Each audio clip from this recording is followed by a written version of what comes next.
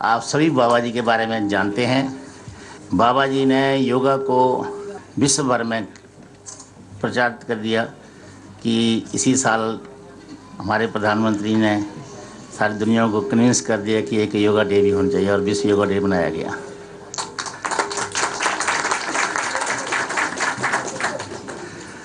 हम सभी डॉक्टर जो यहाँ बैठे हुए हैं वो मोस्टली बीमारियों का इलाज करते हैं, चाहे ट्रीटमेंट करते हैं, क्योर करते हैं। और बाबा जी एम्बेसडर हैं वेलनेस क्लिनिक। ये आप स्वस्थ कैसे रह सकते हैं और स्वस्थ रहना मानसिक तौर से, शारीरिक तौर से, ये सबको सिखाते हैं। और आप सबको पता है कि चाहे किसी का ड्राइंग रूम है, चाहे बेडरूम है, चाहे गार्डन है, सब जगह योगा सुबह सुबह हो रहा होता है और बाबा जी को सुन रहे होते हैं। बाबा जी को मैं इतना बताना चाहता हूँ कि हमारे हॉस्पिटल में तो पिछले 10 वर्ष से ज़्यादा से योगा भी और जो अल्टरनेटिव मेडिसिन के सिस्टम हैं, आयुर्वेदिक, होम्योपैथिक, और वो सभी प्रचलित हैं। हमारे आप अभी प्रोफेसर सुभाष चंद्र से मिले। ये यहाँ योगा भी कराते हैं, हार्ट की बीमारियों को भी देखते हैं और सुबह सुबह ही बाग बगीचे में योगा कराते हैं। तो इन्हीं चंद शब्दों के साथ में डॉक्टर प्रदीप भारद्वाज जो हमारे साथ जुड़े हुए हैं, इस हॉस्पिटल में काम करते थे। अब प्रदीप भारद्वाज एक बड़ी अच्छी संस्था के CEO हैं। इनका काम है कि एक तो ट्रेनिंग करते हैं man power, medical man power की। बाकी जब भी कहीं तकलीफ़ होती है, चाहे भूकंप आता है या चाहे कोई नेचुरल कैलेमिटी आती है, वहाँ ये पहुँचते हैं। और हाई एल्टीट्यूड पर भी जो लोग अमरनाथ की सैर करने जाते हैं या भ्रमण करने जाते हैं, तीर्थ यात्रा करने जाते हैं, वहाँ लोगों की सेवा करते हैं। और प्रदीप भारद्वाज ने ही कल स्ट्रेस किया था कि बाबा जी को आपके हॉस्पिटल में ले आए। मैं कि इससे अच्छे हो आगे क्या हो सकता है, आप बाबा जी को लाओ। बाबा जी को निमंत्रित करता हूँ कि वो आपको सबको संबोधित करें। हम लोगों की एक ही बिरादरी है कि लोगों की ज़िंदगी में जो कष्ट आते हैं, दुख आते हैं, तकलीफ़ें आती हैं, उसको हम कैसे कम कर सकें। अब इस बात को लेकर के गैर जरूरी बहस नहीं होनी चाहिए कि कौन सी पैथी अच्छी है। जिस पैथी से व्यक्ति का रोग ठीक हो जाए, पूरी तरह से क्योर हो जाए, ये तो सबकी प्रायोरिटी होती है। क्योर ना हो सके तो कंट्रोल ही हो जाए। मेडिकल साइंस के भी जो मकसद हैं वो क्या है? यही तो है, primary prevention, secondary prevention, control, acute management, cure, rehabilitation and palliation. आप लोग भी इसी पर काम करते हो और हम लोग भी इसी पर काम करते हैं। किसी भी विधा के जो मूल सिद्धांत, बेसिक प्रिंसिपल्स होते हैं, वो एक ही होते हैं। आप भी मानते हो कि कैंसर का क्या कारण है? कैंसर का कारण पॉल्यूशन है, कैंसर का कारण तंबाकू है, कैंसर का कारण रेड मीट है, कैंसर का कारण हैवी सोल्ट इंटेक है, कैंसर का कारण इम्यूनो सप्रेशन है, कैंसर का कारण फूड है, और कैंसर का कारण नया अब होने लगा है कि कैंसर का कारण ओबेसिटी भी है। फैट सेल्स, ये कैंसर सेल्स का फूड होते हैं एक तरह से, और हम भी इसी थ्योरी पर काम करते हैं। हार्ट की प्रॉब्लम का क्या कारण है? सभी बीमारियों का stress and less physical activity, ये तो बेसिक।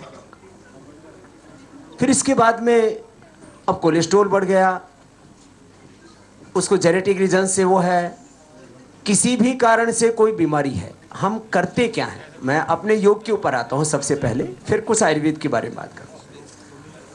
हमारे शरीर में 4000 से भी ज़्यादा केमिकल्स हैं, उनकी रिएक्शंस होते रहते हैं हर समय। इसी प्रकार से सोल्ट्स हैं, सैकड़ों हजारों प्रकार के, उनकी रिएक्शंस होते रहते हैं। हार्मोन्स हैं, सैकड़ों प्रकार के, ब्रेन से लेकर के, हमारी आंतों से लेकर के, किडनी से लेकर के अलग अलग ऑर्गन से हार्मोन्स का सिक्रेशन होता है। ये केमिकल सोर्स हार्मोन्स का इम्बैलेंस हो जाता है, आदमी रोगी होता है। अब इनको बैलेंस करने के क्या क्या तरीके हो सकते हैं? जब भी हमारी बॉडी का नेचुरल साइकिल डिस्टर्ब हुआ, उसी को हमने डिसऑर्डर कह दिया। Disorder is called disease, this is called disease. अब ये भीतर का इम्बैलेंस, चाहे केमिकल्स का है, चाहे सोर्स का है, चाहे हार्मोन्स का है, चाहे फिजिकल लेवल पर है, चाहे मेंटल लेवल पर है, उसको यदि आप बैलेंस कर सकें और वो भी नेचुरल तरीके से कर सकें तो ये तो बहुत अच्छी बात है। दरअसल हमने इसके ऊपर प्रयोग किए। जैसे मुझे मॉडर्न मेडिकल साइंस का खास करके उसके मैकेनिज्म का तो काफ़ी मैंने डीप स्टडी किया है, लेकिन वे ऑफ ट्रीटमेंट का मुझे ज़्यादा अध्ययन नहीं है, तो मैं उसके ऊपर कोई कमेंट करूं तो अच्छी बात नहीं है। मान लीजिए जैसे न्यूरो साइंस के बारे में मैंने सामान्य अध्ययन किया, लेकिन उसकी मेडिसिन्स के बारे में ज़्यादा नहीं पढ़ा है। हाँ, शरीर विज्ञान है, क्रिया विज्ञान है, किस तरह से सारी आंतरिक रचना चल रही है, उसके बारे में तो मैं डिटेल चर्चा कर सकता हूँ। इसी तरह से आप लोगों को योग साइंस के बारे में सामान्य जानकारी है, जो मॉडर्न मेडिकल साइंस पढ़े हुए।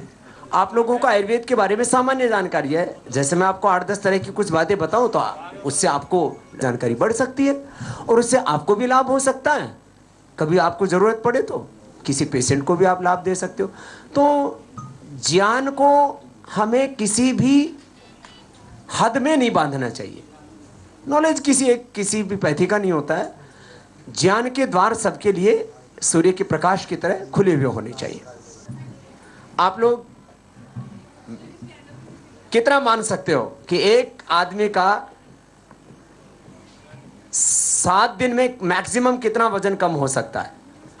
2 kilo, 3 kilo, 1 kilo maximum.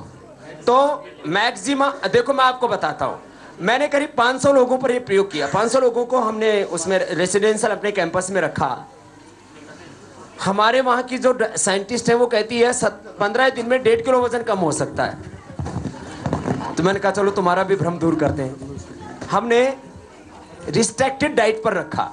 Restricted diet में हमारा ये था, आप जितना भी सलाद खा सकते हो उतनी खाओ, कोई उसमें हद नहीं है। जितना भी आप सब्जी खा सकते हो सब्जी खाओ। नमक हमने रिस्ट्रिक्टेड कर दिया, ज़्यादा नहीं रखा, क्योंकि हैवी सोल्ट इंटेक ज़्यादा करते हैं तो उसमें वाटर टेंशन ज़्यादा होता है और उससे जो है हम ये नहीं चाहते कि केवल पानी का कंपोजिशन कम हो। एक खास बात मैं आपको बताना चाहता हूँ, वेट रिडक्शन में हार्मलेस वेट लॉस उसको बोला जाता है कि जितना पानी बॉडी में चाहिए उतना रहे, फिर मसल्स वीक नहीं होने चाहिए, फैट का जो रेशियो बढ़ा हुआ है वो कम होना चाहिए। तो हार्मलेस वेट लॉस में जाना चाहिए हमको। आपकी जानकारी के लिए मैं बताता हूँ, हमने 6-7 किलो तो 2-3 लोगों का ही कम हुआ, बाकी लोगों का 5 किलो तो कम से कम भी नहीं तो 50 से ज़्यादा लोगों का कम हुआ।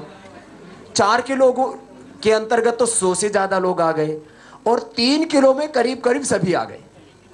रोज आधा किलो से 1 किलो, किसी किसी का 1.5 किलो शुरू में कम होता रहा, बाद में वो 1 किलो पर आ गया, किसी का 500 ग्राम। एवरेज ½ kg वेट डेली हम कम कर सकते हैं रेस्ट्रिक्टेड डाइट पर। अब ऐसे तो है नहीं कि उधर से वो सब करके आ रही, इधर से आके गोलगप्पे भी खा लिए, रसगुल्ले भी खा लिए, जलेबी भी खा ली, लड्डू भी खा लिया और सब कुछ कर लिया, जितना निकाला उतना भीतर भर लिया। ऐसा तो नहीं होगा। लेकिन अब उसके लिए हमने क्या किया, हमने 13 प्रकार की एक्सरसाइज कराई, उनको प्राणायाम कराया। तो वेट के जितने भी कारण है, वेट का कारण क्या है, लेफ्टिन लेवल के ऊपर तो हम पहले कर चुके थे कि प्राणायाम करने से लेफ्टिन लेवल कंट्रोल आ जाता है। तो आदमी का, क्योंकि हम देखते हैं पहले ही दिन से उसकी भूख पर नियंत्रण आता है और दूसरे तीसरे दिन से तो उसको ओवर ईटिंग तो बहुत दूर की बात छोड़ो, उसको मतलब खाने में दिलचस्पी नहीं रहती। ठीक है, शरीर को चलाने के लिए खाना है तो खा रहे, उसको ऐसा नहीं कि खाने के प्रति जो हवस होती है वो उसकी खत्म हो गई। लेफ्टिन लेवल कंट्रोल आ गया, थायराइड लेवल कंट्रोल आ जाता है उसका। सच के ये हम दवाइयां बंद करने की बात कह रहे हैं, दवाइयां बंद करके हम ट्राई करके देखते हैं क्या हो रहा है जरा। तो उसको कपालभाति, उज्जाई,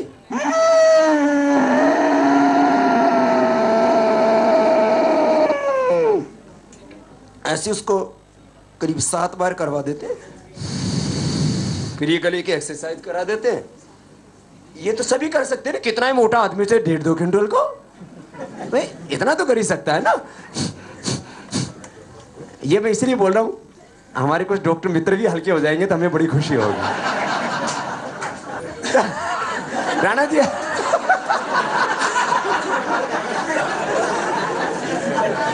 तो हमने कपालभाति, उज्जाई और ये गर्दन को थोड़ा ऐसे घुमाने वाला करा दिया और एक ये सिंहासन ऐसे करवा दिया, तो इससे गले की पूरी एक्सरसाइज होगी। और उसको थायराइड लेवल कंट्रोल किया, पूरा प्राणायाम और एक्सरसाइज और पोस्चर्स करा करके उसका मेटाबॉलिज्म का कंट्रोल किया। फूड तो रॉ मटेरियल है ही हमारी बॉडी का, वो उसका कंट्रोल किया और उसको एक अच्छा एनवायरनमेंट दिया और उसमें चेंज, सबके अंदर चेंज आना शुरू हो गया। विनोद कुमार बिन्नी जो विधायक जिसने काफी हंगामा मचा रखा था दिल्ली में, उसने 20 किलो तो अपना घर पे कम किया, फिर बोले जी 20 के बाद मेरा घटना बंद हो गया। उसका 132 किलो वजन था, बोले घर पर 112 किलो तो कर लिया मैंने, आगे नहीं खिसक रहा था। हरिद्वार गया तो उसका भी बोले 4 किलो उसका वहां भी और खिसक गया। ऐसे ही अब इतना फास्ट वेट रिडक्शन, वो भी हार्मलेस वेट लॉस वाली जो मैंने बात की आपको, इसमें हमने और चीजें देखी। हमने क्या किया, इसमें लौकी का जूस पिलाया। मैक्सिमम लोगों का ओबेसिटी के साथ ब्लड प्रेशर भी इससे कंट्रोल आ जाता है, एसिडिटी उनकी नहीं होती है बिल्कुल भी, पेट एकदम ठीक रहता है। और थोड़ा हमने एक पिलाते हैं हम गिलोय का जूस। ओबेसिटी के साथ में 1-2 बातें और भी कह देता हूँ। पिछले दिनों एक डॉक्टर से मैं बहस चली, कोई भी बीमारी हो, बाबा रामदेव आके खड़ा हो जाता और बोलता है मैं ठीक कर दूंगा इसको। भैया मैं ऐसे, कोई मेरा दिमाग खराब नहीं है, आप लोग मेरा टेस्ट कर सकते हो। अच्छा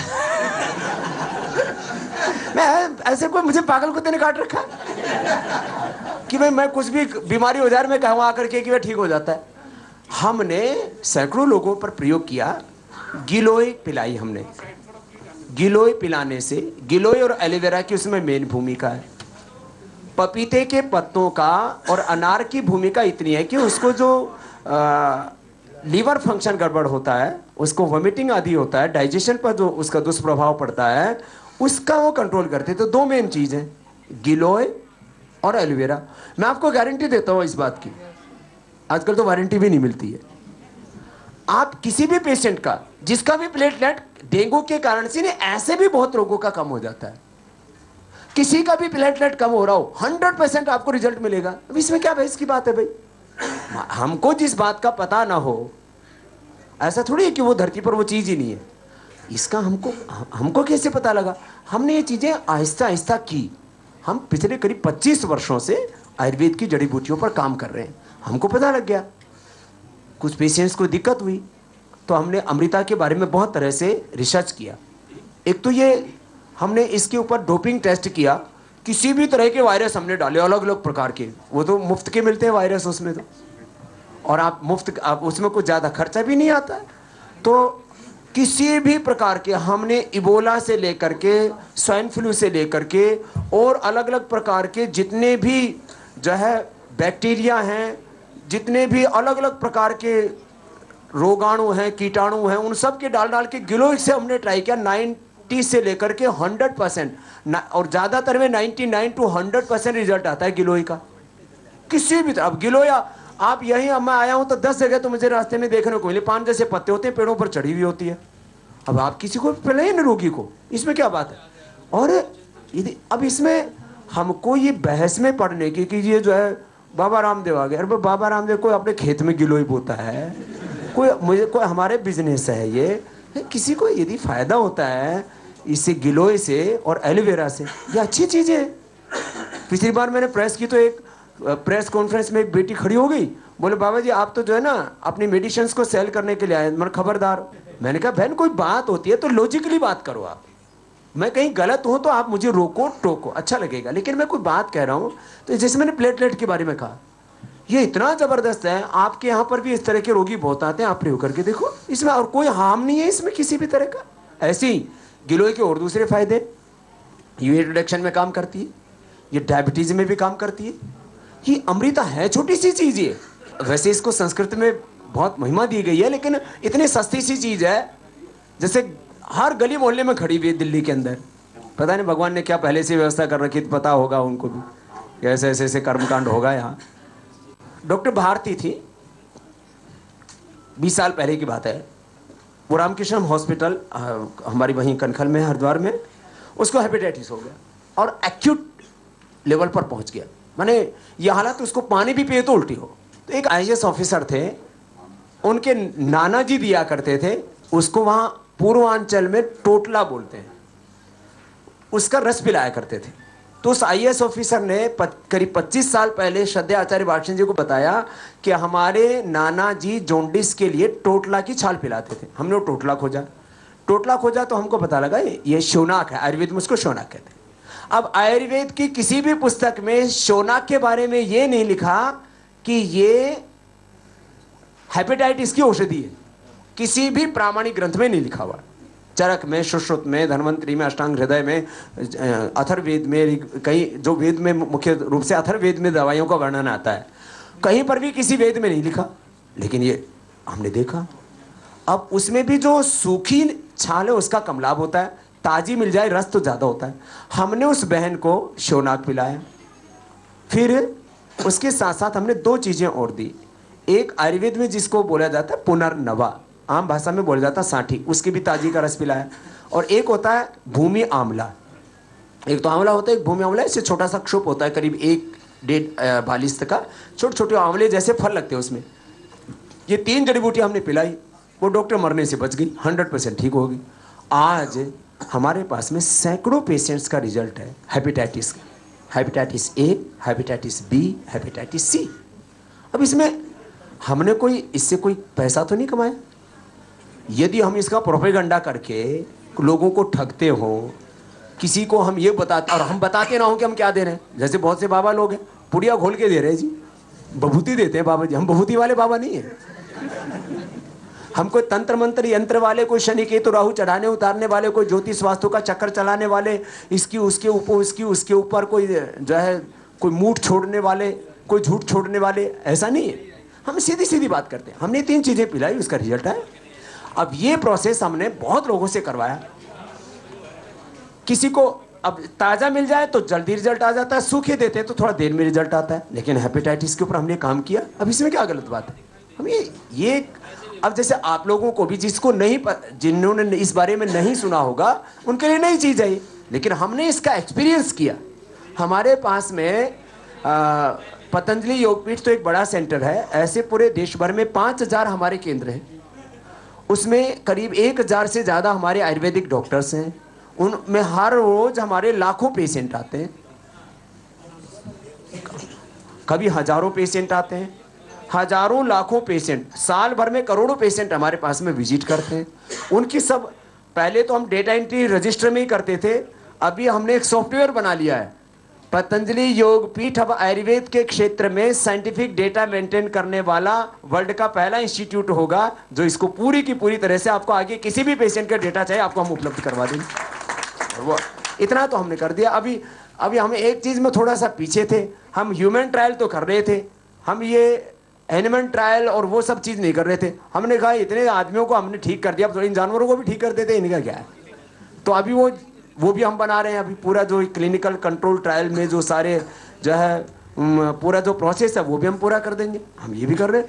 हमारा किसी मॉडर्न मेडिकल साइंस से या जो मॉडर्न सिस्टम्स है उनसे हमारा विरोध नहीं है। हमने कहा कि भाई ऐसे ऐसे हमने ये चीज़ें की, तो मैंने आपको 2-3 बीमारियों के बारे में ऐसे बताया। अब शुरू में एक बार हल्ला मचा जब हमने कहा कि हार्ट के ब्लॉकेज भी ओपन होते हैं, हुआ क्या, हो गए किसी के, तो हम क्या करें इसमें हुआ क्या, आज से करीब 20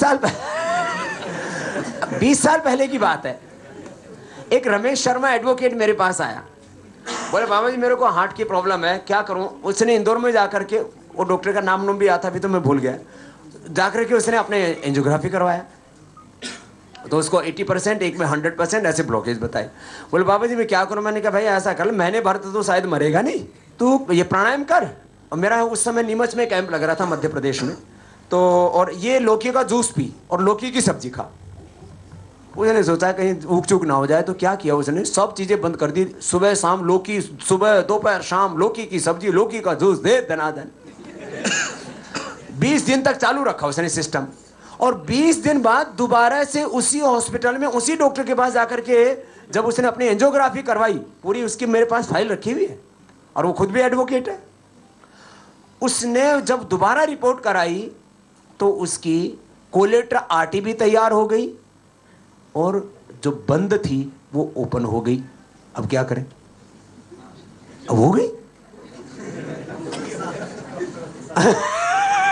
और डॉक्टर ने बताया, एक बहस ये चलती है, बाबा जी आपके कहने से कुछ लोग दवाई छोड़ देते हैं। मैंने तो किसी को नहीं कहा दवाई बंद करो, मैं कहता हूँ पहले योग करो, मेडिकल चेकअप कराते रहो, जब आपको दवाई की जरूरत ही ना हो तो बंद कर दो। कितने लोग आते हैं, प्राणायाम करते हैं, लौकी का जूस आदि पीते हैं, खान पान में चेंज करते हैं, बोले जी बाबा जी चक्कर आने लग गए। आज से मैं 10 साल पहले की बात बताता हूँ, मैं यूके गया, वहाँ करमित डॉक्टर है, वो भी जो है MBBS डॉक्टर है, और वहाँ के जो नेशनल हेल्थ सर्विस है, NHS बोलते हैं वहाँ पर सीनियर डॉक्टर था। वो उसको चक्कर आने लग गए। फिर वो अपने जो है डॉक्टर के पास गया, उसने चेक कराया, बोले तुम्हारा तो BP बहुत डाउन जा रहा है। उसने दवाई बंद कर दी। जब यहाँ तो मेरे बारे में बहुत शोर शराबा होता था, 10 साल पहले ज़्यादा होता था, तो मेरे से बोले बाबा जी यहाँ तो बोलते हो, बाहर जाके ये बोल दिया ना BP क्योर होता है तो जेल में डाल देंगे। तो मैंने वहाँ दूसरा तरीका अपनाया, मैं वहाँ शिविर लगाया। मैंने कहा भाई किस किस की बीमारी ठीक हुई है मैं तो बताऊंगा नहीं, तुमको कुछ फायदा होता तो तुम बता दो। तुम्हारे रोगी बोलने लगे मेरा BP क्योर हो गया, कोई बोला मेरा अस्थमा क्योर हो गया, कोई बोला मेरा अर्थराइटिस क्योर हो गया। मैंने कहा भाई इनके ऊपर केस ठोक दो जिनको भी ठोकना है, मैं कुछ नहीं कह रहा, ये कह रहे। तो बात यह है, ये बात अब पुरानी हो गई है, ये कोई अब संघर्ष का विषय नहीं रह गया है। प्राणायाम करने से कुछ चीजें बहुत अच्छी हो जाती हैं और उसका रिजल्ट बहुत फास्ट है। दरअसल होता क्या था, आप लोग जैसे एलोपैथी में डोज देते हो ना, 10 mg, 20 mg, 50 mg, 100 mg, लोग योग की जो डोज थी ना वो इतनी दे रहे थे उसका कोई असर ही नहीं होता था। अब दवाई की डोज है 500 mg और आप 10 mg से जिंदगी भर खिला दो कुछ असर नहीं होगा। मैंने फुल डोज दी एकदम, फुल डोज। तो जैसे कुछ अनाड़ी डॉक्टर शुरू में कर देते हैं काम, अरे प्रभाव जमाने के लिए पहली बार में ठोक के दे देते हैं, तो कहते हैं ना वो डॉक्टर बड़ा अच्छा है, पहले दिन में फायदा हो गया। समझदार डॉक्टर धीरे धीरे सोच विचार के देता है। तो हमने क्या किया, हम तो अनाड़ी डॉक्टर थे, तो आयुर्वेद में योग में कोई ऐसा तो है नहीं, कोई नुकसान वाली चीज तो है नहीं। लोग कपालभाति कराते थे 60 बार, मैंने पहले ही दिन ठोका 600 बार। थोड़ा मजाक में कह रहा हूं। तो मैंने ये अब इसमें मैंने देखा इसमें नुकसान तो कुछ हो नहीं सकता, पहले मैंने अपना ठोका।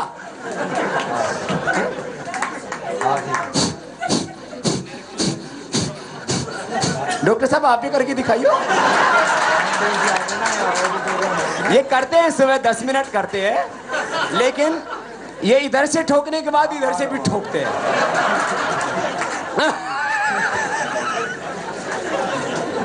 नहीं तो इनकी भी कमर मेरी जैसी हो जाती है ना। अब देखो मैं खा पी, अभी तो दोपहर को खा के आया ना, थोड़ा लेट, मैं सुबह योग कराया, फिर दूसरी बार वहाँ बच्चों का था वहाँ योग कराया, फिर मैंने थोड़ी सी खाने के बाद मेरा अभी खा के आया हुआ, फिर उसके बाद भी देखो मेरा पेट, और यदि मैं अंदर खींच लूँ तो फिर साइड से देखो कितना पतला रह जाएगा। देखो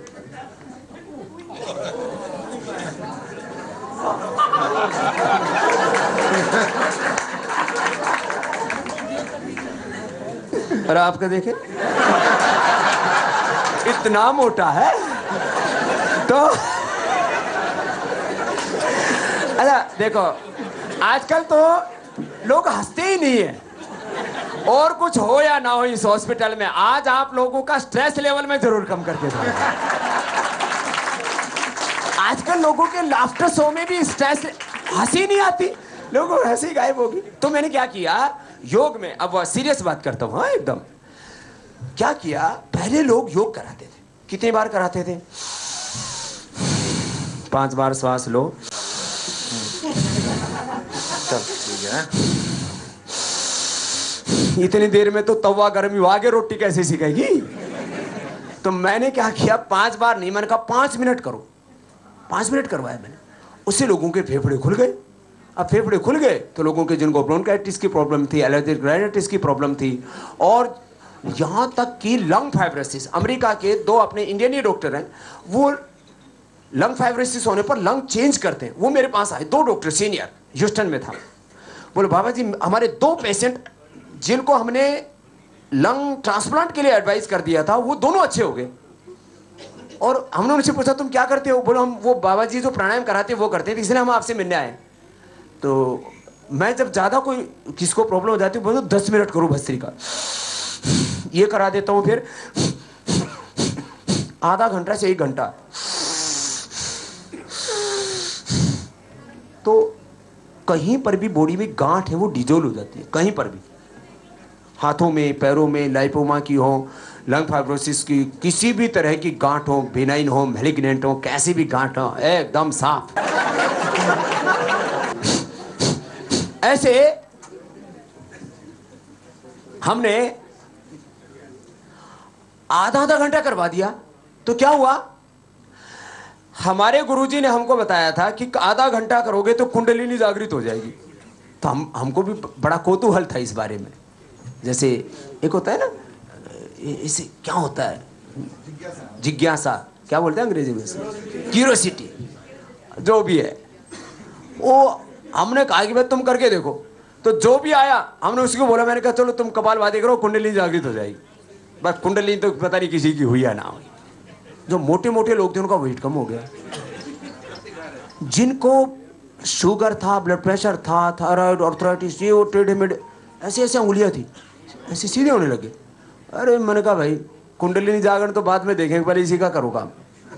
तो मैंने, आपने देखा होगा, सबसे मैं आसन सब जानता हूँ, अभी भी तो आप चाहो तो मैं सारे आसन आपको 5 मिनट में करके बता सकता हूँ, आप देखते भी रहते हो मेरे को। लेकिन मैंने ज़्यादा आसन नहीं करवाए, आसन मैंने थोड़े से करवाए जितनी जरूरी थी। आसन जरूरी होते हैं एक तो स्पाइनल कोड के लिए, जब बैक एक हो जाता है, आप लोग भी करवाते हो, फिजियोथेरापिस्ट भी कराता है। बस फिजियोथेरापिस्ट इतना है, वो देसी आदमी है और विदेशी एक्सरसाइज बताता है, उसको हम कहते हैं थोड़ा देसी भी बता दे भाई। योग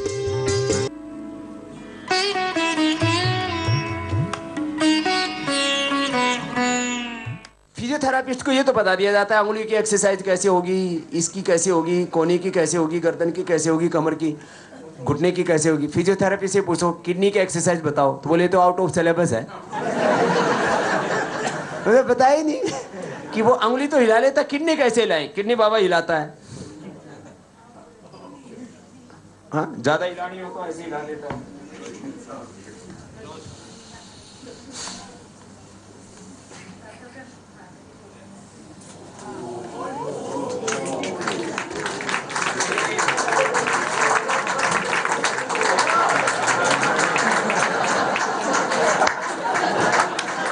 और अब हमारे डॉक्टर साहब से कोई बोले हिलाओ, तो ये तो किसी से हिलाए।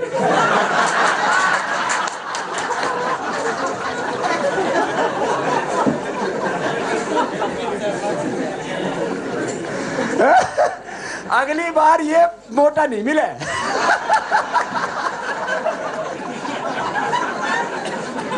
खैर, इस बात से इसकी बीवी बड़ी राजी होगी। किसी का पति बड़ा स्मार्ट हो ना तो पत्नी बड़ी खुश होती है। और वैसे कुछ बहनें भी बड़ी दुखी रहती, मेरा हस्बैंड मुझे देखता ही नहीं। मैंने कहा प्राणायाम योगा अभ्यास करो, खूबसूरत बन जाओगे। सुनो, मैं बात कह रहा था कि पहले कपालभाति लोग 60 स्ट्रोक्स लगाते थे। अभी भी जो तथाकथित योग के जो अपने आप को गुरु मानते हैं, वो आप कुछ एलोपैथी के डॉक्टरों ने तो मेरा बाद में विरोध किया, मेरा सबसे पहले विरोध तो अपने इन गुरु घंटालों ने किया, जो योग के 50 आदमियों से ज्यादा को योग नहीं कराना। वो दुकानें बना रखी थे लोगों ने कि 50 लोगों का एक स्टूडियो बनाया और उसको योग सिखाया, लगा 50,000, 1 लाख, करो सब। क्या दिक्कत है इसमें? खराब काम तो नहीं कर रहे ना। जब लाखों लाखों लोग एक साथ इकट्ठा होकर के, कोई पॉप सिंगर आ रहा है, कोई फलाना सिंगर आ रहा है और वो सबको नचा सकता है, तो हम लाखों लोगों को योग क्यों नहीं करा सकते? हमने कराया, लोगों को फायदा हो, उसमें क्या दिक्कत है? हमने साथ में ये भी बताया भाई ये सावधानी रखो, प्रिकॉशन हम बताते हैं। बैकएक है आपको ज़्यादा तो आगे नहीं झुकना, हर्निया है तो पीछे नहीं झुकना, हार्ट हाई बीपी की प्रॉब्लम है तो जोर ज़बरदस्ती कुछ नहीं करना, आराम आराम से कर लो। और भाई इतना बताने के बाद भी किसी को मरना है तो मरेगा, मरेगा भाई इसमें क्या दिक्कत है? और भाई यो कुछ भी ना करे, चलता चलता मर गया, उससे अच्छा तो कुछ करता करता मर जाए तो क्या दिक्कत है? वही मर जाते हैं लोग। अब योग करते समय ऐसा कोई हम हार्ड एक्सरसाइज तो कराते नहीं, हम इतना कराते हैं। कपालभाति में लोगों की बहुत भ्रांतियां थी, अभी भी बोलो जिनको हाई ब्लड प्रेशर है, बैकएक है, उनको कपालभाति नहीं करना चाहिए। मैं मानता हूं बैकएक ज्यादा होने पर तो नहीं कराते, हम भी नहीं कराते, सामान्य कमर में दर्द होने पर करवाते हैं। और 40 to 60 स्ट्रोक्स, 40 to 60 स्ट्रोक्स तो एकदम सेफ हैं। हमने इसके ऊपर तो पूरा साइंटिफिक रिसर्च किया, इंटरनेशनल जर्नल में इसको पब्लिश करवाया कि 40 to 60 स्ट्रोक्स, 60 स्ट्रोक्स की हमारी स्टडी है, 40 तो मैं और भी उसको रिड्यूस करके कह रहा हूं, 40 to 60 strokes, this is the safe practice of kapalbhati with in a minute. इससे बीपी नॉर्मल आता है, बढ़ता नहीं है। अरे दिक्कत क्या है इसमें? ये लीवर की एक्सरसाइज है, ये किडनी की एक्सरसाइज है, ये इंटेस्टाइन की एक्सरसाइज है, ये प्रोस्टेट की एक्सरसाइज है। किसी का प्रोस्टेट बढ़ा हुआ नॉर्मल आ जाता है, इसमें क्या बात है? कोई भी करके देख ले। सर आप इतना ज्यादा भी आप राणा जी को टारगेट मत करो, ये बात भले आदमी है। तो ये प्रोस्टेट के लिए अच्छा है, ये यूट्रस के लिए अच्छा। अब आप देखो, हम आपको कुछ 8-10 ऐसी अजूबी बात बताता हूं जो आपने नहीं सुनी होगी। फिलिपियन ट्यूब बंद थी, जिनकी बच्चे नहीं हो रहे थे, उनको फिलिपियन ट्यूब ओपन हो गई, बच्चे हो गए। अब इसमें बाबा क्या करे? देखो भाई, हमने कोई ऐसा काम नहीं किया जिससे कि हमको शर्मिंदा होना पड़े। कुछ लोग, बाबा जेल में भी है। आप मेरे कार्यक्रम होते हैं तो कुछ लोग बोलते थे बाबा जी हमने योग किया, आपकी कृपा से हमको बच्चा हो गया। मैंने कहा इसका सुधार करो, मेरी कृपा नहीं है कुछ भी। सीधे भोले भाले लोग होते हैं। मैंने कहा तुम योग किया ना, अब क्योंकि लोग तो बड़े शातिर होते हैं साहब, बोले बाबा जी की कृपा हो गई। आजकल बाबा भी बदनाम कर दिया लोगों ने। हाँ देखो मेरी बात सुनो, ये फैक्ट बता रहा हूं। और देखो आपको कुछ में तो रिजल्ट थोड़ा कम है, कुछ में तो 100% रिजल्ट है। इससे आप देखो, मैं आपको जो लेडी जो डॉक्टर्स हैं और वैसे भी जो गायनिक के बारे में जो भी काम कर रहे हैं उनके लिए बता रहा हूँ। देखो इससे यूट्रस के फाइब्रोइड्स 1 से 3 महीने में 100% खत्म हो जाते हैं। सेकेंडरी चीज रखो, ऑपरेशन। जो आया देख है चाकू तैयार है, ये बात ठीक थोड़ी है भाई। अपना हॉस्पिटल है, कोई कत्ल खाना थोड़ी है भाई। जितना जरूरी है उतना तो ऑपरेशन करेंगे। यदि उसको अवॉइड किया जा सकता है तो अच्छी बात है ना। तो 1 से 3 महीने में मैक्सिमम लोगों के, जिसका ना हो उसका ऑपरेशन कर दो। 1 से 3 महीने में यूट्रस के फाइब्रोइड्स, ओवरी की सिस्ट तो 1 महीने में ज्यादातर की अच्छी हो जाती है, लेकिन मैं आधा घंटा करवाता हूं। पॉलीसिस्टिक ओवरीज तक अच्छी होती है इससे, और फिलिपियन ट्यूब भी ओपन होती है। अगली बात, जैसे किसी का स्पर्म काउंट कम है, उसको भी इससे बढ़ता है। ये कुछ खास बात पता है। अब ये सिंपल एक्सरसाइज है,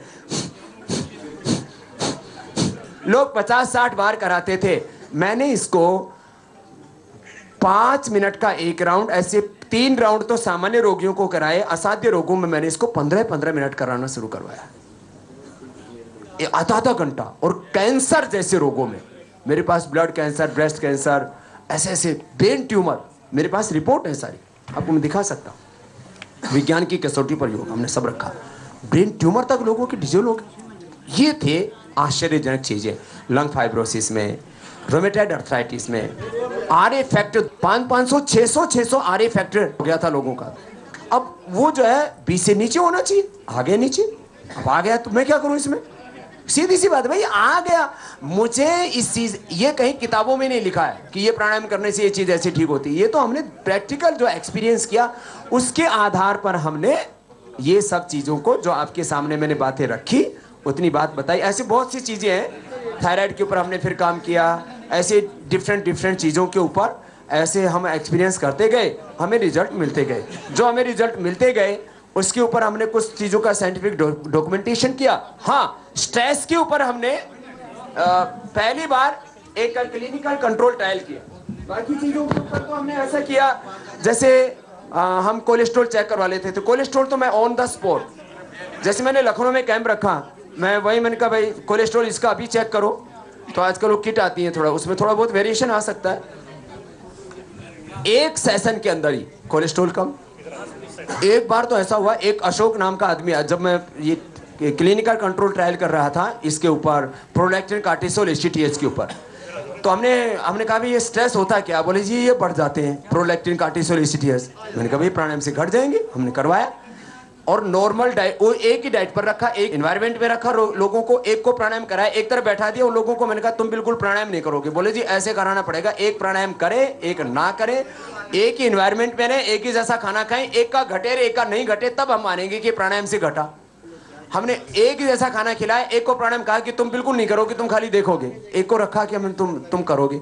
उसमें सारे हमने एसजीपीजीआई लखनऊ के सारे डॉक्टरों को साथ में रखा और आपको आश्चर्य होगा उस स्टडी में हमने पाया जिन्होंने प्राणायाम नहीं किया उनके और डाइट कंट्रोल किया, खाना उनका कोलेस्ट्रॉल आदि कम हो गया, उनका वेट भी थोड़ा कम हो गया। जो डाइट रिस्ट्रिक्टेड डाइट थी उनमें उसमें कम हुआ, लेकिन स्ट्रेस लेवल माने ये जो मैं अभी बोला था प्रोलैक्टिन कार्टिसोल एसीटीएच आदि उन्हीं के डाउन हुए जो प्राणायाम कर रहे थे, उनके डाउन हो गए।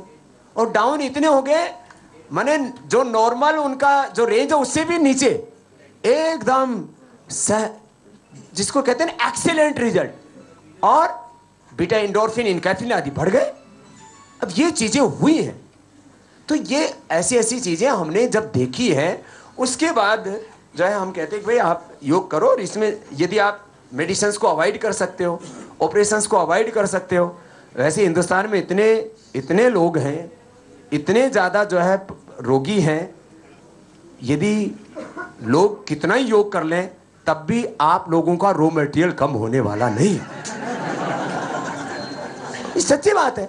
अब बहस ये चलती है हिंदुस्तान में कि इतने देखो ये पश्चिम के पैरामीटर, इतनी आबादी पर इतना हॉस्पिटल, इतने बेड, इतने नर्सेज, इतना बड़ा हॉस्पिटल। मैंने कहा भैया ये आदर्श स्थिति नहीं है। आदर्श स्थिति ये है कि हम एक ऐसा समाज बनाए जहां पर कम से कम लोग रोगी हों, जिससे कि हमारे डॉक्टरों को भी प्राणायाम करने का वक्त पूरा मिलता रहे। Thank you. हम कोई हठधर्मिता वाले व्यक्ति नहीं है। हम कहते हैं जितना हो सके आप नेचुरली अपने आप को कंट्रोल करो, और आप सभी लोग इस बात को मानते हो। आपके ऊपर जब भी कोई बात आती है तो आप भी चाहते हो कि मैं मेडिसिन को अवॉइड करूं, क्योंकि उनके साइड इफेक्ट, रोगी कम डरता है, डॉक्टर ज्यादा डरता है दवा खाने से, क्योंकि वो रोज उसके साइड इफेक्ट पढ़ के, और कई रोगियों पर जो उसको देख लेता है ना, तो वो उसको मतलब ये लगता है कि मैं नेचुरल तरीके से अपनी हेल्थ को मेंटेन रखूं तो ज्यादा बेहतर है। तो सभी लोग ये चाहते हैं।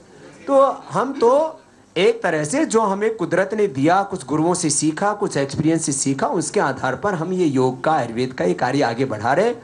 और इसमें आप लोग कुछ सुधार करने के लिए बोलोगे तो हम तो तैयार हैं। आप बताओ कि भाई बाबा जी ये थोड़ा सा और सुधार कर लो। वैसे मैं किसी को, हाँ, जो कुछ लोग बोलते हैं बाबा जी के कहने से लोग दवाइयाँ बंद कर देते हैं, मैं किसी को नहीं बोलता। मैं इतना बोलता हूँ योग करो, मेडिकल चेकअप करवाते रहो, जब आपको लगे कि चीज़ें नॉर्मलाइज हो गई तो फिर तो कोई भी आपको एडवाइस नहीं करेगा नहीं कि आप अननेसेसरी दवाइयाँ खाते रहो। तो ऐसे कुछ चीज़ों में आपस में ठीक तरह से एक दूसरे के बारे में न जानने से भी कुछ भ्रांतियाँ हो जाती हैं। तो मुझे ऐसा लगता है हम सबको मिल करके एक स्वस्थ समाज की रचना में, स्वस्थ राष्ट्र की रचना में, एक निरोग विश्व की रचना में कार्य करना चाहिए। और आप सब उसमें बहुत प्यार से कर रहे हो, और आप प्यार से कर रहे हो, इसलिए आपने मुझे यहाँ पर भी बुलाया। उसके लिए मैं आपका हृदय से बहुत बहुत अभिनंदन करता हूँ।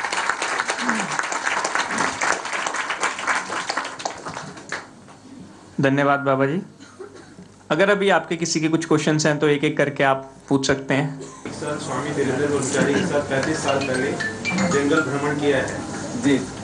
अभी इस साल का नोबेल प्राइज चाइना को मिला है मलेरिया की दवाई हर्बल मेडिसिन से निकालने की। हाँ, इधर उत्तराखंड में बहुत होती है, छोटी सी घास है। आपने जो प्लेटलेट की बात कही है उसका बड़ा सिंपल सा तरीका है और मैं विश्वास करता हूँ कि वो निकलेगा। आप ये जो चीज़ें पिलाते हैं, ब्लड में प्लेटलेट ग्रोथ फैक्टर नाम की एक चीज़ होती है, जी जी, उसको माप लीजिए। अगर वो कर लेंगे, अभी उसको करने जा रहे हैं। योगा हम तो गंगाराम में सारे लोग जैसे सर ने बताया फॉलो करते हैं, बात style is part of yoga. तो आपको ये मॉडर्न जो साइंस है इसको अडॉप्ट करना चाहिए, तो आपका विरोध कम होगा। और साथ में हम आपके साथ साइंस में ही साथ नहीं है, कांग्रेस मुक्त भारत के लिए ज्यादा साथ।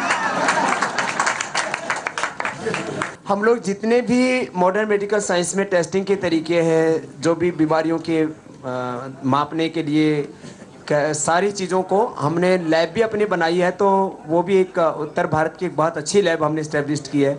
रिसर्च की भी हमने बहुत अच्छी लैब बनाई है। तो हम मॉडर्न मेडिकल साइंस के जो साइंटिफिक पैरामीटर्स हैं उसका पूरी तरह से रेस्पेक्ट करते हैं। आप लोगों की जानकारी की, आपने मोटापे के बारे में बताया, योग अभ्यास का लॉन्ग टर्म रिजल्ट क्या है? हम हमेशा ये कहते हैं कि एटलीस्ट हमारी पैथी में अगर सर्जरी कर देते हैं तो उससे हमेशा के लिए वेट कम हो सकता है। अगर योग अभ्यास से या डाइट से या फिजिकल एक्टिविटी से वेट तो कम होएगा, पर थोड़ा टाइम के बाद बढ़ जाता है। देखो, इसमें लॉन्ग टर्म जो स्टडी हमारी है उसमें अभी एक तो हम 6000 लोगों पर पूरे देश में कर रहे हैं, अलग अलग प्लेसेस के ऊपर नॉर्मल डाइट लेते हुए भी। लॉन्ग टर्म हमारा ये मानना है कि आज जिसके बॉडी की टेंडेंसी है वेट बढ़ने की, जेनेटिक रीजन्स आदि के कारण से, या वैसे भी एक बार जो चीज़ ग्रोथ हो जाती है ना, उसमें वापस होने में आसानी रहती है।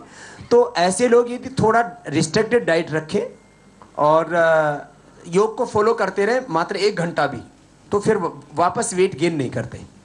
लॉन्ग टर्म हमने देखा, जिन लोगों ने 20-20, 30-30 किलो कम किया उनकी बात कर रहा हूँ, 2-4-5 किलो तो कोई दिक्कत ही नहीं है। जो आपके कॉर्पोरेट सेक्टर में बच्चे हैं जी, या बच्चे जो स्कूलों में हैं, जिनके यहाँ सब जगह योग नहीं पहुँचता है, उनके लिए आप एक छोटा प्रोग्राम बना सके जो बच्चा 24 घंटे या सुबेरे 8 बजे जाके, बच्चा नहीं यंग मैन बोलूँगी मैं, 20 और 40 के बीच में स्ट्रेस लेवल्स इतने ज़्यादा हैं, तो एक छोटा प्रोग्राम हो जो वो छोटे प्रोग्राम में एटलीस्ट करें। क्योंकि आपकी जो कंट्री है, जैसे आपके प्राइम मिनिस्टर ने कहा है कि इट्स अ यंग कंट्री, तो उसमें हमारे बहुत बच्चे सफ़र कर रहे हैं, मेडिकल वर्ल्ड स्पेशली। ठीक बात कह रहे हैं अंजलि जी, मैं आपकी बात से सहमत हूँ। बहुत लंबी प्रैक्टिस तो बच्चे नहीं कर पाएंगे, उनको यदि आधा घंटे में स्पेशली यंगस्टर्स आराम से कर सकते हैं। 5 मिनट्स यदि वो सूर्य नमस्कार करते हैं, मात्र 5 मिनट्स में सूर्य नमस्कार मैंने देखा धीमी गति से करो तो 10 बार हो जाता है, और तीव्र गति से करो तो 25 बार हो जाता है 5 मिनट में। तो 10 से लेकर के 25 बार सूर्य नमस्कार हो जाता है आराम से 5 मिनट के अंदर। धीमी गति से करने से भी फायदा है। किसी को एनर्जी लेवल बहुत अधिक बढ़ाना है तो फास्ट भी कर लेते हैं, तो उसी को लोग आजकल यूँ बोल देते पावर योगा हो गया, हमने फास्ट कर लिया। ऐसा कुछ अपने अपने एनर्जी लेवल के ऊपर है। तो मैं खुद भी देखता हूँ, मैं धीमे भी करता हूँ, तब भी मैं देखता हूँ उसका उतना ही बेनिफिट है, बल्कि उससे कंसंट्रेशन आदि और ज़्यादा बढ़ता है। तो 5 मिनट सूर्य नमस्कार, 5-5 मिनट कपालभाति अनुलोम विलोम, 5-5 बार ही भ्रामरी उद्गीत कर लें, आधा घंटा ऐसा। ये बिल्कुल सिंपल है। 2 मिनट ये डीप ब्रीदिंग कर लिया, 2 मिनट ये किया, 5 मिनट ये किया, 5 मिनट ये किया, इससे स्ट्रेस लेवल एकदम मेंटेन रहता है। फिर ये 3 बार ये कर लिया भ्रामरी, ऐसे ओम। तो ये 5 नॉर्मल ब्रीदिंग हो गई, भस्त्रिका, कपालभाति, अनुलोम विलोम, भ्रामरी, उद्गीत, 5 ब्रीदिंग, 5 मिनट जो है सूर्य नमस्कार। इतना भी यदि कोई कर लेता है तो एकदम फिट रहता है, हेल्दी रहता है। और इन तमाम चीज़ों के जो उसके सामने चुनौतियाँ रहती हैं उसको बहुत ज़्यादा वर्क करना पड़ता है, उसके बीच में अपने आप को हेल्दी रख सकता है। जैसे आप एक रोल मॉडल की तरह है समाज के लिए, और आप अगर एडवाइस करते हैं तो लोग फॉलो करते हैं, तो क्या जो लोग समस्याओं के साथ, अपनी बीमारियों के साथ आते हैं, उन्हीं को आप हेल्प करते हैं, या समाज के लिए उन वर्गों के लिए जो लोअर इनकम कैटेगरी में आते हैं, जो लोग बच्चे जो स्लम्स में रहते हैं, स्टेशंस पे रहते हैं, जो बहुत आसानी से एडिक्शन के प्रॉब्लम में फंस जाते हैं? देखो बहन, आपने जो 2 बातें कही, एक तो लोअर इनकम ग्रुप है जो खास करके एजुकेशन का जहाँ बहुत प्रॉब्लम है, उन लोगों के लिए वैसे तो हम पूरे देश भर में, जैसे आपके यहाँ ये क्लिनिक चलता है योग वाला, यहाँ पर जो आप लोगों का एक पूरा योग का सेंटर बना रखा आप लोगों ने, ऐसे हमने पूरे देश भर में, आपने देखा होगा दिल्ली में भी अलग अलग पार्कों में, पूरे देश में ऐसे करीब 1 लाख योग की कक्षाएं लगाते हैं हमारे टीचर्स, फ्री में लगाते हैं। वो वॉलंटियर सर्विस देते हैं, सुबह सुबह 1.5 से 2 घंटा अलग अलग जगह, कोई 1 घंटा की, कोई 1.25 घंटे की, कोई 1.5 घंटे की, ऐसे अलग अलग क्लासेज लगाते हैं। उसमें बहुत से डॉक्टर्स भी हमारे सम्मिलित हैं। बीमारियों का तो एक अलग प्रश्न है, और मैं तो हमेशा ही इस बात को कहता हूँ कि बीमार होने के बाद में उपचार किसी भी तरह का लेना है, योगाभ्यास करना, ये तो मजबूरी है। समझदारी इस बात में है कि हम पहले से एक अच्छी लाइफस्टाइल अडोप्ट करें। जैसे आजकल मेडिकल प्रोफेशन में एक बहुत चला हुआ शब्द है लाइफस्टाइल डिजीज, तो मैं बोलता हूँ यदि योग लाइफस्टाइल नहीं होगा तो डिजीज तो लाइफस्टाइल बनेगी ना। If you deny yoga in daily life then disease will be enter in your life. तो ये तो एक साफ सा मामला है। तो ये एक फैक्ट है कि हम जहाँ दूर तक इस जितना ले जा सकेंगे उतना उन बस्तियों में भी लाभ होगा। वैसे ड्रग एडिक्शन, आप ये जो हमारे ये एक बात हम सोचते हैं कि गरीब बस्तियों में ज़्यादा ड्रग एडिक्शन है, अमीरों में ज़्यादा ड्रग एडिक्शन है।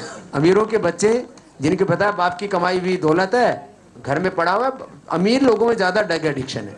बाबा जी ने जैसे कहा मैं इससे पूरी तरह सहमत हूँ, क्योंकि मैं योग के साथ जुड़ा हुआ पिछले 20-25 साल से, हार्ट स्पेशलिस्ट हूँ। लेकिन मुझे पता है कि योग की promotive, preventive and therapeutic value है, ये प्रूव हो चुका है।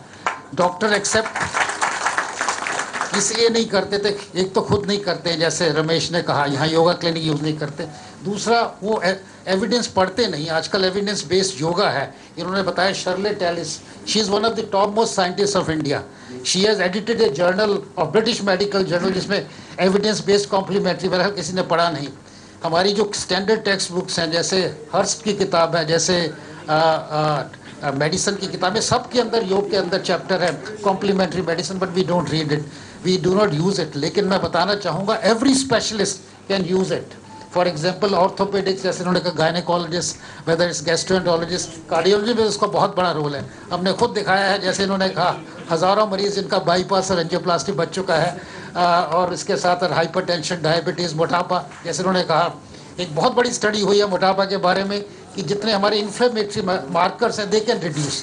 जैसा इन्होंने कहा कि इसका शॉर्ट टर्म इफेक्ट है, जो लोग योग करते हैं उनका लॉन्ग टर्म इफेक्ट रहता है। 20 साल तक हमारा भी एक्सपेरिमेंट है, जो योग करता रहता है उसका लॉन्ग टर्म इफेक्ट है। ऑर्डिनरी लाइफस्टाइल लोग भूल जाते हैं क्योंकि इससे माइंड स्ट्रांग होता है। हम मरीजों से पूछते हैं आप सैर क्यों नहीं करते, कहते साहब उठते हैं सुबह, मन कहता है आज मत जाइए, बारिश हो रही, रात को लेट है, लेकिन मन स्ट्रांग होता है। हमने अमेरिका में भी ये कहा कि अगर आपने लाइफस्टाइल ठीक करनी है तो मन को स्ट्रांग करिए। खान पान ठीक नहीं करते, कहते आज मन कहता है ये खा लो कल मत खाना, मन कहता है आज सिगरेट पी लो कल मत करना। तो मैं इनके साथ सहमत हूँ। हम सब लोगों को इनके साथ मिलना चाहिए, रिसर्च करनी चाहिए हर एक स्पेशलिटी के अंदर। और बस मैं इतना ही कहना चाहूँगा, जैसे इन्होंने कहा अगर आप स्वस्थ रहना चाहते हैं तो योग को अपनाइए। स्वस्थ की डेफिनेशन केवल बीमारी से दूर रहना नहीं है, आपको शारीरिक तौर पर, मानसिक तौर पर, भावनात्मक तौर पर, आध्यात्मिक तौर पर स्वस्थ रहना है। और ये प्रूव हो चुका है, हज़ारों रेफरेंसेस अवेलेबल हैं in the standard peer reviewed journals, रोज़ आते हैं। मैं देखता हूँ कम से कम 100 से 200 पेयर होते हैं। और स्वामी जी बहुत अच्छा काम कर रहे हैं, क्योंकि जिनकी जो साइंटिस्ट हैं, she is the top rated scientist of the world. Thank you very much. हमारी डॉक्टर शर्ले टेलिस से हम जो योग करवाते हैं उसके ऊपर साइंटिफिक रिसर्च, आप एक इतनी मोटी बुक हमने भी पब्लिश की है। मैं आप लोगों के लिए, सभी यहाँ डॉक्टर्स के लिए, वो सारा साइंटिफिक जो हमने रिसर्च किया वो रिसर्च पब्लिकेशन आपके लिए पूरा भेज दूंगा। आप लोग यदि पढ़ने की कृपा करेंगे, ना भी करेंगे तो मैं ज़रूर भेज दूंगा।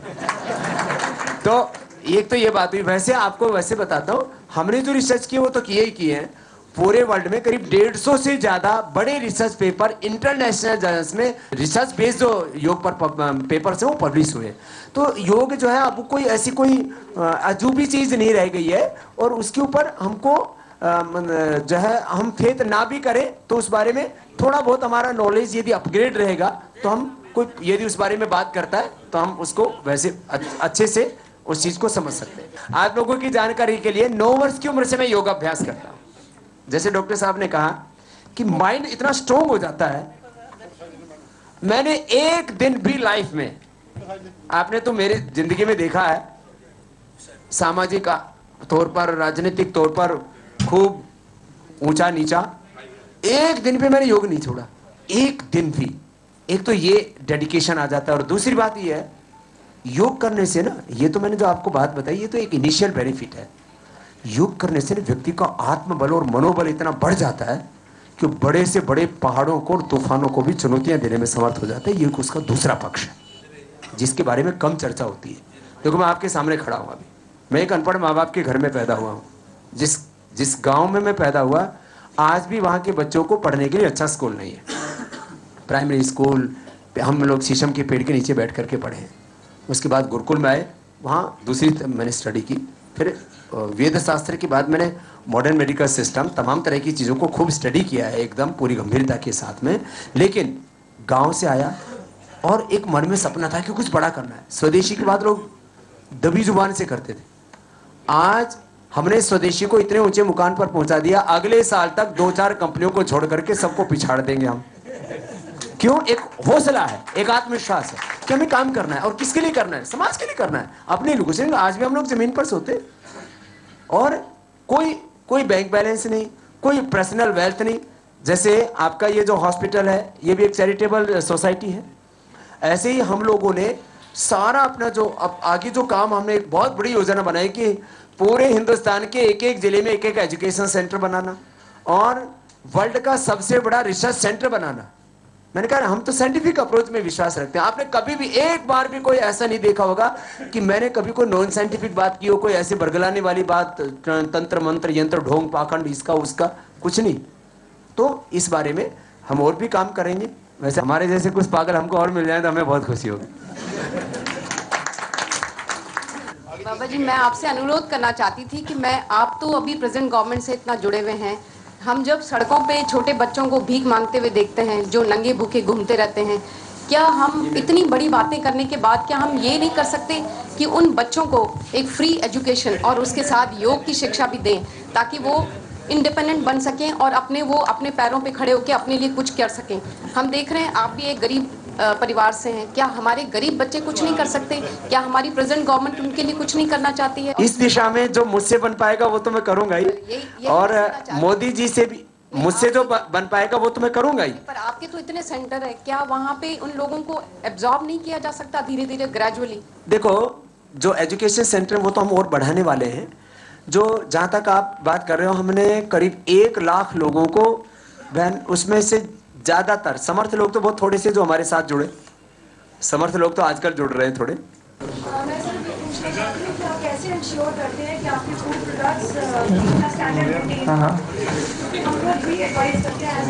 क्या नाम है बहन आपका? मुक्ता ने पूछा है कि आपके जो फूड प्रोडक्ट्स हैं उनकी क्वालिटी को कैसे मेंटेन करते हैं, इंश्योर करते हैं कि ठीक है। अपना एक हमने प्रिंसिपल बना रखा है कि पहली बात, हम लोग खुद नहीं चाहते कि किसी भी व्यक्ति को कोई गलत चीज खाने की मिले। एक बात अपनी, ये हमारी कॉन्शियस हमें अलाउ नहीं करती कोई गलत चीज को, और उसी कारण से लोगों का भरोसा भी है। दूसरी बात यह है, ये थोड़ी मजाक वाली बात है कि हमारे दुश्मन इतने हैं, हमको पता है कि हमने जरा सी गलती की, बाबा रामदेव खत्म। तो एक तो दुश्मनों का डर और दूसरा अपनों से प्यार। हमारे किसी भी प्रोडक्ट में जो चीज हमने लिख रखी हो उतनी चीज मिलेगी। फिर खाने पीने की कितनी चीज है, चाहे मुरब्बा है, चाहे कैंडी है, चाहे जूस है, चाहे आटा है, चाहे दलिया है, जो कोई भी च्यवनप्राश है, हम उसमें सब चीजों का एक तो स्टैंडर्ड बहुत अच्छे से मेंटेन रखते हैं। रॉ मटेरियल में कोई समझौता नहीं करते। हमारे यहाँ आपने देखा होगा 10-20 प्रोडक्ट हमेशा शॉर्ट रहते हैं। कोई रॉ मटेरियल नहीं मिलता तो हम उसको बनाते ही नहीं। ऐसा नहीं ये नहीं, एक चीज नहीं मिल रही तो चलो ठोक दो, ऐसा नहीं। तो हम उस चीज में बहुत मतलब प्रामाणिकता से काम करते हैं। एक प्रिंसिपल, नहीं ये होगा, ये नहीं होगा, ऐसा। और ये चीज हमारे, आप वहां जो पतंजलि में काम करने वाला एक जो स्वीपर है ना, उससे भी पूछ सकते हो, क्योंकि सबको पता रहता है यहाँ क्या चल रहा है, कोई गुप्त है ही नहीं। हमने कोई इसमें एकदम ट्रांसपेरेंसी रखी है, सबको पता है कि यहाँ कोई गलत चीज आएगी, रिजेक्ट हो जाएगी। और हमारे यहाँ खास बात एक कि जो परचेजिंग करते हैं वो हमारे ऐसे लोग हैं कि वहां कमीशन नहीं होता है। नहीं तो जितने भी इंस्टीट्यूट्स होते हैं, खास करके जब हजारों तरह के आपके यहाँ रॉ मटेरियल्स आते हो, तो उसमें ऐसे लोग बैठ जाते हैं बीच में, 10 रुपए किलो 50 रुपए किलो अलग अलग चीजों पर उनको दे दीजिए, सब चीजें पास हो जाती है। फिर हम उसका रॉ मटेरियल का हम अपनी लैब में टेस्ट करते हैं, फिनिश्ड गुड का अपनी लैब में टेस्ट करते हैं, और इस तरह से हमने कुछ चीजें बना रखी है। इसी का यही कारण है कि जो काम 200 सालों में जो नहीं हुआ स्वदेशी का, वो पतंजलि के द्वारा हो रहा है। और आने वाले सालों में आप ये देखेंगे पतंजलि फूड में और हर्बल कॉस्मेटिक में, हर्बल मेडिसिन में वर्ल्ड का सबसे बड़ा ब्रांड होगा। धन्यवाद बाबा जी। अब आखिर में मैं डॉक्टर प्रदीप भारद्वाज जी को आमंत्रित करना चाहूंगा। डॉक्टर साहब। स्वामी जी, आप हमारे देश के लिए मिसाल हैं। आपने हंसी मजाक में बहुत ही अद्भुत जानकारी दी है, जो कि हमारे डॉक्टर्स को भरपूर उसका फ़ायदा मिलेगा। हिंदुस्तान सबसे ज़्यादा डॉक्टर्स प्रोड्यूस करता है और हिंदुस्तान में ही डॉक्टर सबसे ज़्यादा स्ट्रेस में हैं। स्वामी जी से हमें बहुत कुछ सीखने की ज़रूरत है। क्यों ना हम इस पद्धति को भी अपने जीवन में ढालें, अपने डेली लाइफस्टाइल में ढालें। स्वामी जी, आपका बहुत बहुत धन्यवाद। यहाँ पर उपस्थित DIG सुमेर सिंह साहब, जो कि स्पेशली अमृतसर से आए हैं, हमारे चेयरमैन साहब बोर्ड के अशोक जी, डॉक्टर DS राणा, जिनकी वजह से आज हम यहाँ पर हैं, जिनकी वजह से आज आप खूब हंसे और आपने अच्छी अच्छी जानकारियाँ हासिल की, उन सब का मैं बहुत बहुत धन्यवाद करता हूँ। बहुत बड़े बड़े डॉक्टर्स यहाँ पर मौजूद हैं, उन सब का तहे दिल से धन्यवाद। धन्यवाद। योग